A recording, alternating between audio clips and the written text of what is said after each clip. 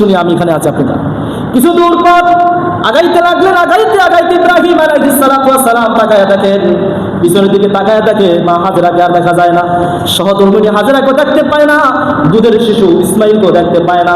তিনি এবার কাবা ঘরের দিকে ফিরলেন, চোখের পানি ছেড়ে দিয়ে দুই রাকাত নফল নামাজ আদায় করলেন। ইব্রাহিম আলাইহিস সালাতু ওয়াস সালাম আল্লাহর কাছে দোয়া করলেন, আল্লাহ আপনার হুকুম হয়েছে, মরুভূমির ভিতরে রেখে গেলাম, মালিক আপনার হুকুম মোতাবেক রেখে গেলাম, আপনার কথা শুনে আর এক কথা লাগাই নাই, আপনার উপর সবর্দ করে গেলাম, খানায় কাবার ইজ্জতের সম্মানের খাতিরে দোয়া করলাম, আল্লাহ আপনি গায়েবী ভাবে তাদের খাবার ব্যবস্থা করে দিয়ে দোয়া করে চলে গেলেন। দেখেন ত্যাগ কাকে বলে। কোরবানি এটা কি শুধু পশু গলায় সিঁড়ি চালাবে এটাই কোরবানি না। কোরবানি হলো নিজের ত্যাগ। আপনাকে আল্লাহ যে সম্পদ দিয়েছে, যে অর্থ দিয়েছে, এটা আপনি আপনার প্রিয় জিনিসটা আপনি আল্লাহ রাস্তায় যখন কোরবানি করবেন, এটা হবে কোরবানি। যে আপনার প্রিয় সম্পদটা আপনি আল্লাহর জন্য আপনি কোরবানি করে দিতেছেন, আল্লাহ রাস্তায় দিয়ে দিতেছেন, এটা হলো কোরবানি। ত্যাগ স্বীকার করতে হবে। যেখানে ত্যাগ নাই সেখানে কোনো কোরবানি হয় না। পৃথিবীর ভিতরে নবী রাসূল পয়গম্বর সবাই ত্যাগের পরীক্ষা দিয়েছেন, আর এই পরীক্ষায় যারা ফার্স্ট হয়েছে, প্রত্যেকটা পয়গম্বর প্রত্যেকটা পরীক্ষায় আল্লাহ দপ্তরে পাস করেছেন। কিন্তু আমাদেরকে যদি এরকম পরীক্ষা নিত, আমার মনে হয় না আমরা পাস করতে পারতাম, কারণ আমাদের ঈমান নামক সেই বস্তুটা খুবই দুর্বল।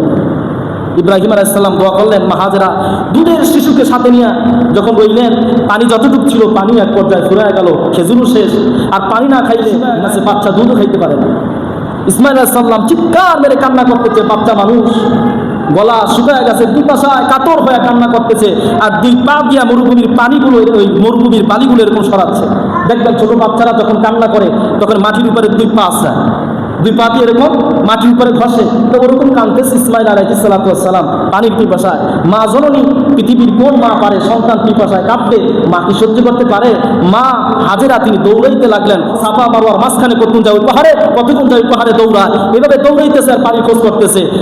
স্বাভাবিক যখন মরুভূমির ভিতরে প্রচন্ড রৌদ্রের তাপ আসে ওঠে, তখন দেখবেন দূর থেকে মরুভূমির বালুগুলো চিকচিক করতে থাকে, পানির মতো ঢেউ দিতে থাকে, মনে হয় যে সামনে পানি আছে। তা মা হাজেরা পানি মনে করে দৌড়ায়, যায় দেখে পানি নাই।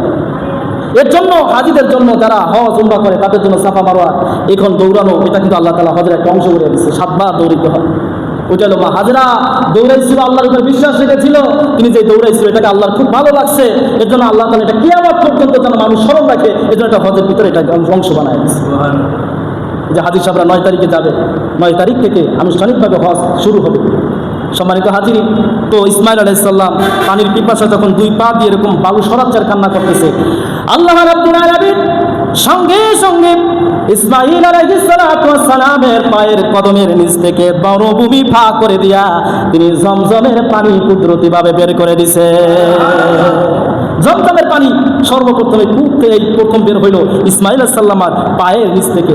মা হাজেরা দৌড়ে সন্তানের কাছে আসলেন, এসে দেখলেন সন্তানের পায়ের নিচ থেকে, বালুর নিচ থেকে জমজমের পানি বের হওয়া শুরু হয়ে গেল কুদরতিভাবে।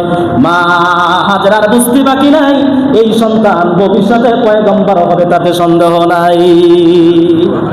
তিনি তখন এত পরিমাণে পানি বের হতে লাগলো, তিনি তখন কিছু পাথর নিয়ে চারোপাশ দিয়ে, পাথর দিয়ে চারোপাশ থেকে বাউন্ডারি দেওয়া শুরু হলো। পায়চারি দিলেন আর বললেন, জমজম পাথর থামো, থামো পানি থামো। জমজম বললেন আর চারোপাশ থেকে পাথর দিয়া পানিগুলো বন্ধ করে দিলেন। এর জন্য আল্লাহ রাব্বুল আলামিন এটার নাম দিয়েছেন জমজমের পানি। আর এই পানিটা আজ পর্যন্ত নয়, শুধু কিয়ামত পর্যন্ত সমস্ত হাজিরা যাবে, হজ করবে, আর তাদের পিপাসা নিবারণ করবে জমজমের পানি। সুবহানাল্লাহ।